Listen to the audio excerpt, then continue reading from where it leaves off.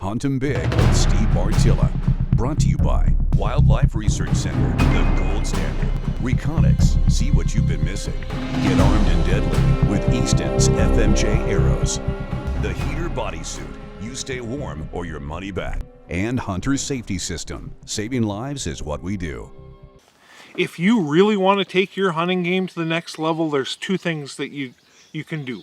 The first is when you're out there scouting and you find deer sign, do not be content with finding that sign. Always ask why. Why was that made here? Where was the deer going? Where are they coming from? What are the odds of it occurring again? The more we ask why, the more we ask questions and find those answers, the more we can go ahead and take that and apply it to different places. That is so incredibly true, especially when it comes to buck bedding areas. Buck bedding areas so often are based off of topography or cover types. You learn to recognize the topography that they seek out, the cover types that they seek out, in the situations that they do. In certain situations they want a view. In other situations they want the thickest, nastiest cover. Getting away from absolutely everybody else. Now you can apply that to property after property, public ground after public ground. That starts with asking why. Why did the buck do this? And the other thing that we can do is the more we learn about the animals we're chasing, the better off we are.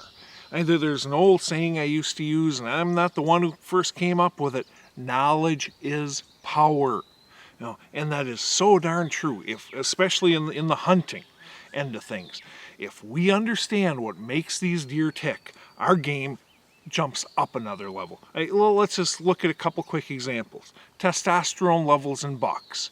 And we all know, just simply from hearing it talked about males in human society, that, his testosterone level's way up. In other words, it gets you all worked up, gets you all energized. Often gets you in fights and makes you act like an idiot. Same thing in the deer world, people. Testosterone is the gas that drives the buck's engine. As a buck matures, testosterone levels tend to go higher. Immature bucks, much lower testosterone levels. And with whitetails, unlike humans have more of a bell curve. Our testosterone level goes up till we get to about the peak of our age, and then it starts to go down. Unlike us, with deer, that roller coaster occurs every single year. After the breeding phase, their testosterone level starts going down. So they start moving less and less. They start wanting to fight less. Don't get me wrong, if a breeding opportunity presents itself, they're going to jump on it, but they tend to seek them out far less because that testosterone, as I said, it's an oversimplification, but really just view it as this is the gas that drives Mr. Big's engine. When he's running on premium octane, baby, that engine hums.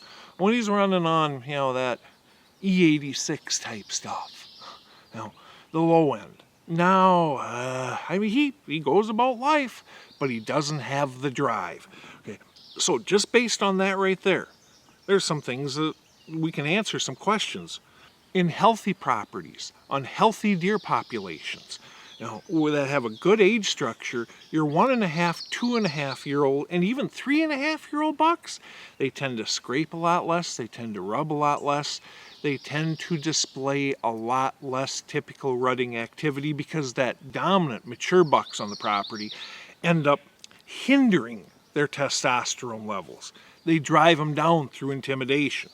Okay, when we see that 1.5-year-old buck in the middle of October chasing that doe around out in the field, don't pay any attention to him. No, the rut is not early this year.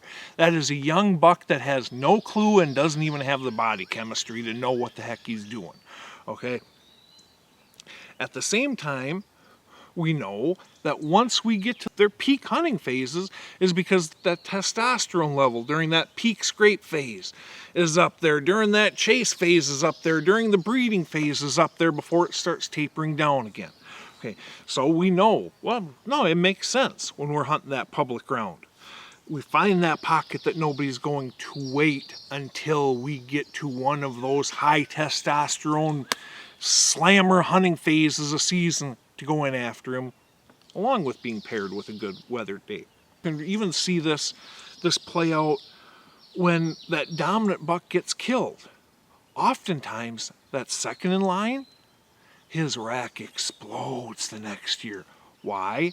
Because that dominant buck is not applying that social stress to him. The social stress which intimidates him and is harder on him. But as I said, that's more of a management issue. All right, so let's look at some silly little thing about does right now.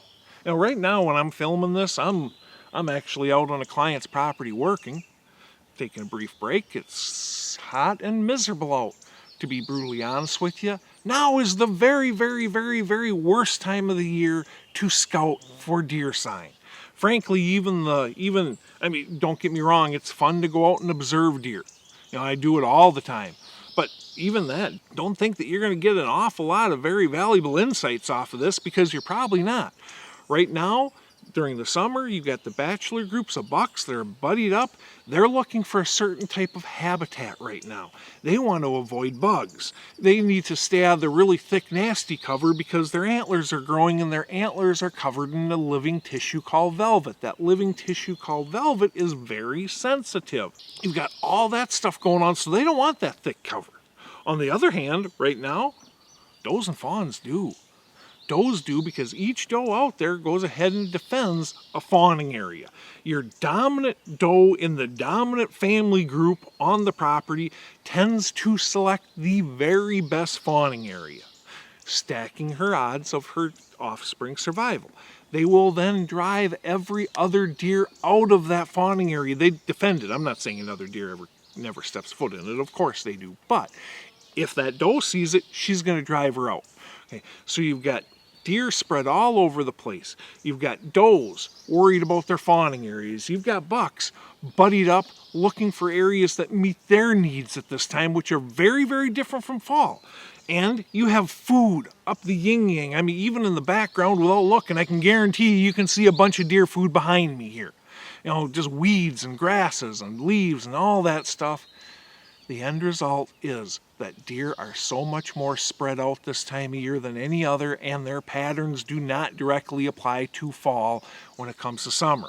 Okay, so just simply knowing that, it stops us from wasting our time scouting for fresh deer sign in 90-degree heat, high humidity, bug-infested woods. Now, the more we understand about the animals we're chasing, the better off we can anticipate our needs and set ourselves up to take advantage of it, as well as actually understanding what's going on out in the deer woods.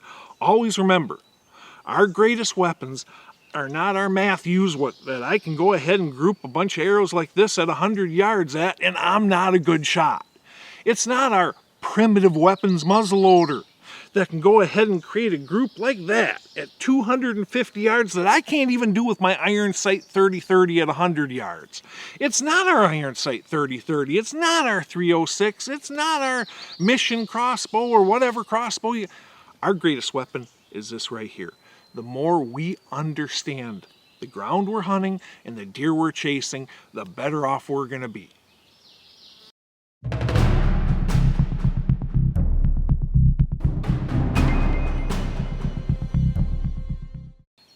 Two things that most hunters can do to take their game up a very substantial level is A, when you find deer sign, do not be content with finding it. Instead, ask why.